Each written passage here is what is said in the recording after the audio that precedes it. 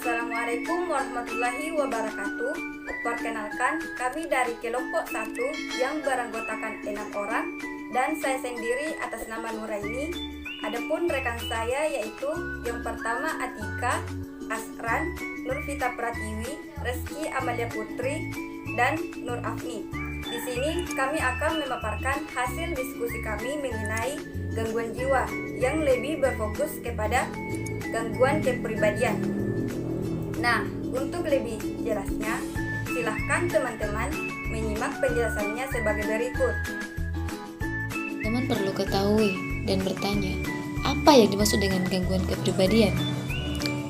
Nah, gangguan kepribadian adalah suatu kondisi yang menyebabkan pribadi atau diri kita sakit. Nah, baik dari pola pikir, perilaku, maupun yang menyebabkan diri kita dalam keadaan yang tidak normal. Selanjutnya adalah penyebab gangguan kepribadian. Penyebab gangguan kepribadian pertama adalah adanya kelainan pada struktur komposisi kimia yang ada pada otak. Kemudian hidup di tengah-tengah keluarga yang berekonomi rendah. Kemudian tingkat pendidikan yang rendah. Kemudian mengalami pelecehan sejak anak-anak.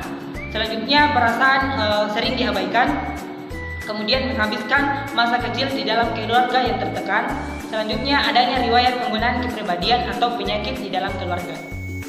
Selain itu, ada pun ciri-ciri orang dengan gangguan kepribadian. Yang pertama yaitu kepercayaan diri rendah, kemudian yang kedua berperilaku aneh, kemudian yang ketiga yaitu cemas yang berlebihan, kemudian yang keempat emosi yang berlebihan, kemudian yang kelima mengurung diri atau menghindari interaksi sosial, kemudian yang keenam sulit menjalin hubungan dekat dengan orang lain, kemudian yang terakhir yaitu sulit mengendalikan pikiran sendiri.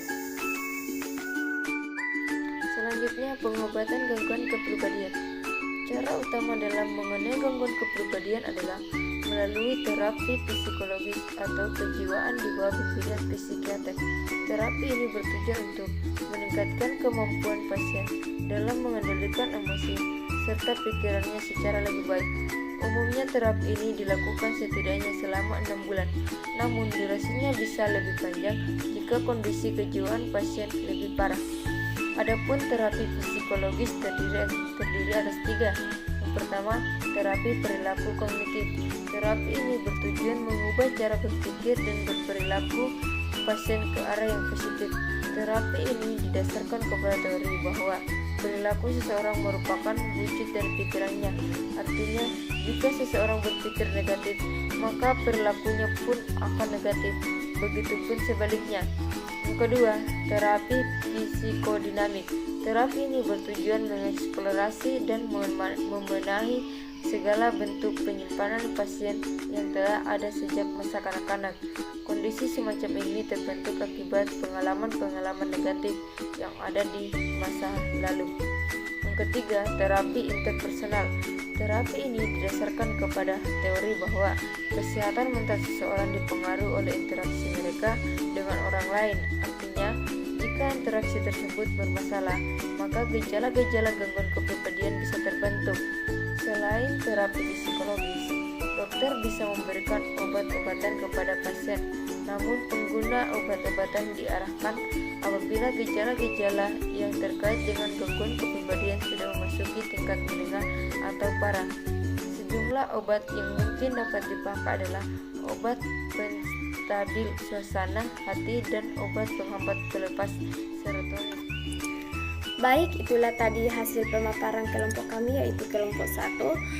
Materi yang telah dibawakan yaitu tentang gangguan kepribadian. Sebelum kami mengakhiri presentasi ini, kami akan membuka sesi pertanyaan atau yang tidak dimengerti. Terlebih dahulu untuk teman-teman dari kelompok lain, jika ada yang ingin ditanyakan silakan ajukan pertanyaan dengan menyebutkan nama, NIM, dan pertanyaannya. Terima kasih atas perhatiannya dalam mengikuti presentasi kali ini dan dapat menambah wawasan untuk teman-teman, dan apabila ada tutur kata yang kurang berkenan mohon untuk dimaafkan. Saya ada kotas motivasi singkat. Apabila kamu sudah memutuskan untuk menekuni suatu bidang, jadilah orang yang konsisten. Itu adalah kunci keberhasilan yang sebenarnya. Nasi padang dibawa bapak, ikannya dimakan bersih. Selamat siang dan sampai jumpa. Sekian dan terima kasih. Wassalamualaikum warahmatullahi wabarakatuh.